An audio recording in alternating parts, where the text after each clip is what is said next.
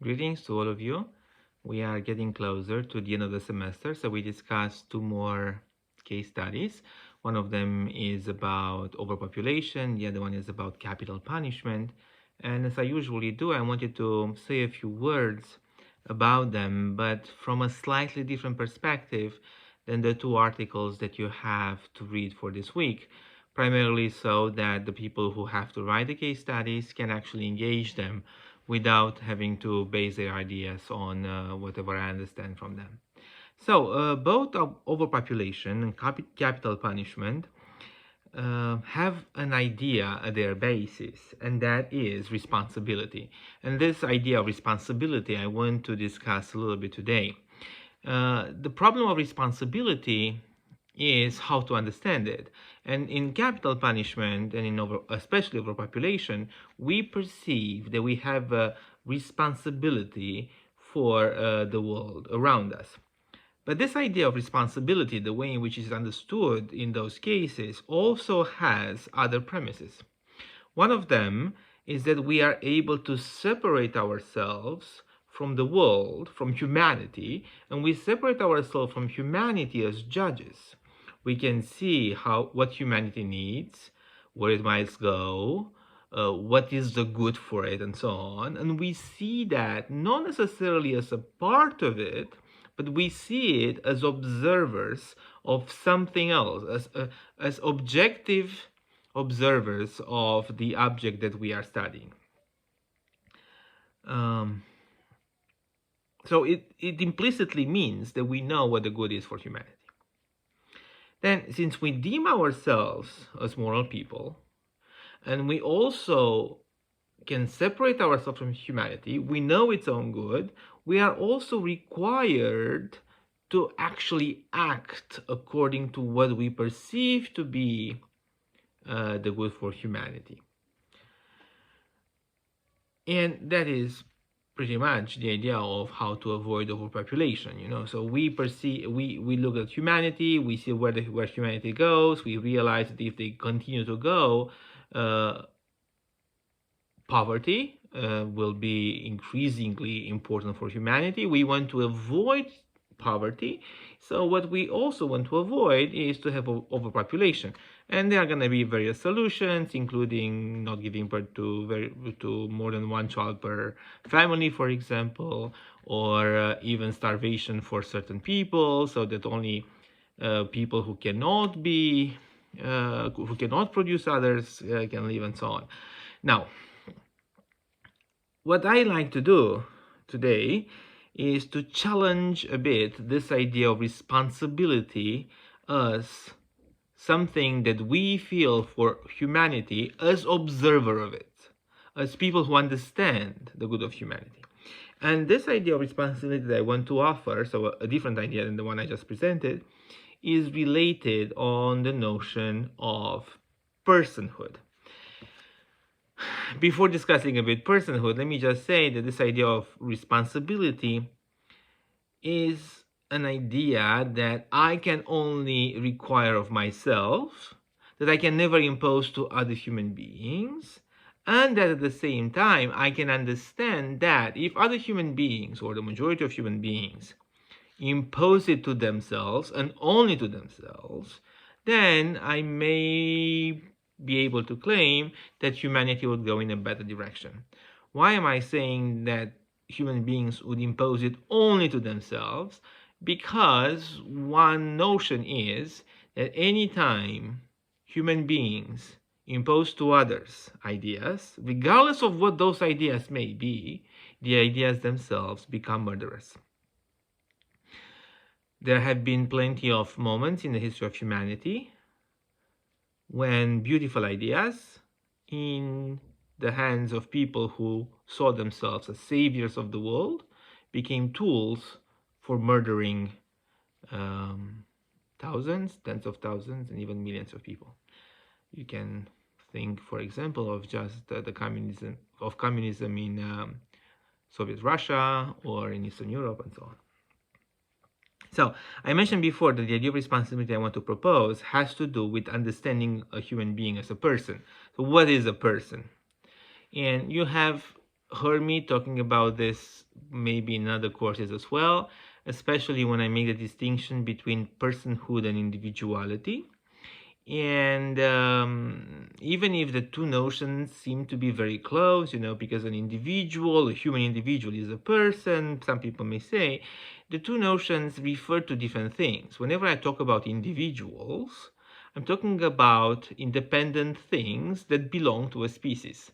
So I am an individual, my brothers are individuals, my parents are individuals, and all of us are individuals within a species. We individuate the species because we manifest the essence of a species in different ways. I am a human being in Tavi's ways, other people are human beings in John's ways or Mary's ways, and so on. But all of us, as individuals, can be replaced. That is, Tavi's features do not matter, because what matters in individuality is the fact that I belong to a group, and that group is my species. In personhood, my place in a network is not replaceable. Why? Because as a person, I can never be defined. So I can say, for example, that only human beings are persons, so belonging to the species of humanity gives me the potential to be a person, or I don't want to say the potential because I can get into many other problems, but belonging to the species of humanity makes me a person, let me put it this way. But there is nothing biological there is nothing about the biology of my being that makes me a person. Personhood as a notion, an author, Christos Yanana, says that personhood comes from two Greek words. It comes from the Greek word prosopon, I think. And those prosopon comes from the preposition pro, which is toward, and opos, which is face. So as a person, I am always directed towards someone else.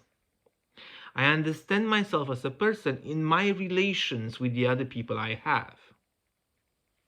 And because I have to understand myself as a person in the relationship with other people I have, the notion of responsibility comes at that moment in a different way.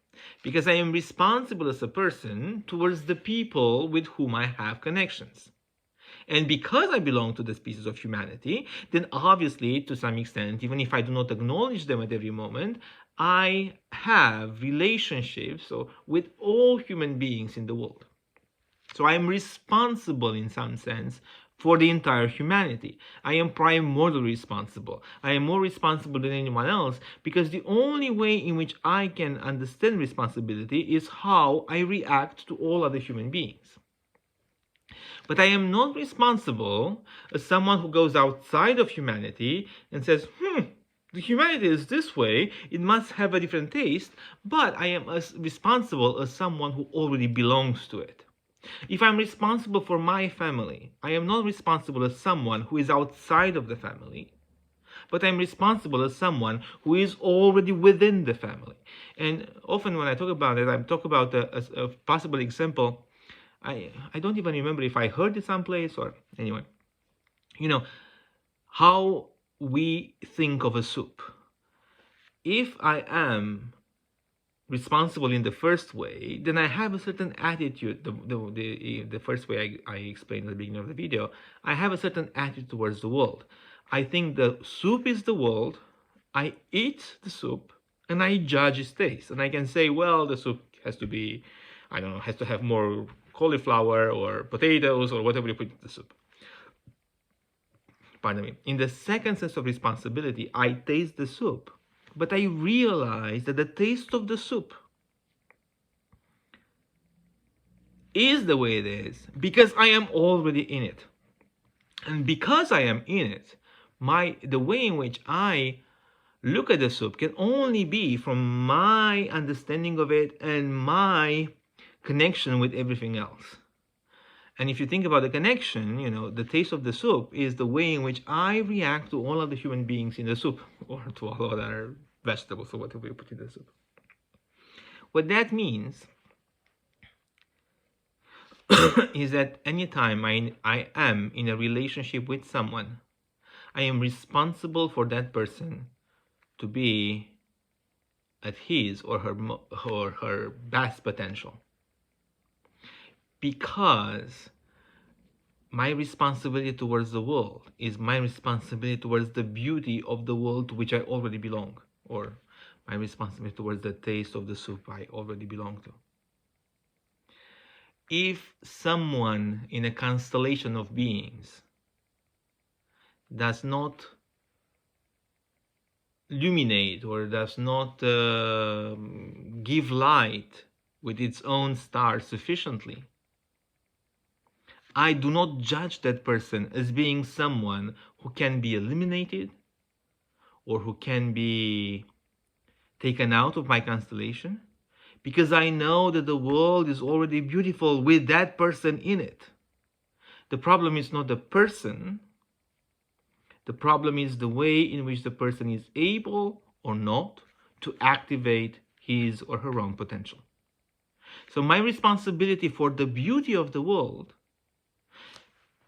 my responsibility for the constellation to which I belong, if I were to put it this way, is to do my best to help the other person to light its own light, if I can put it this way, so that the world itself becomes again beautiful. If I take that perspective of responsibility, the idea of overpopulation cannot even appear. I would say that if I were to take this idea of responsibility, I may not even get to the problems of overpopulation.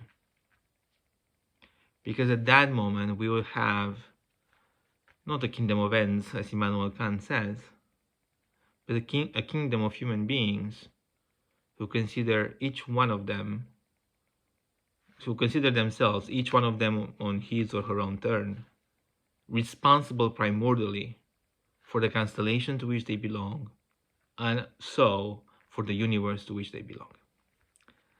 Anyway, those are just some ideas that I hope will be helpful when you read those articles, and I look forward to reading your comments.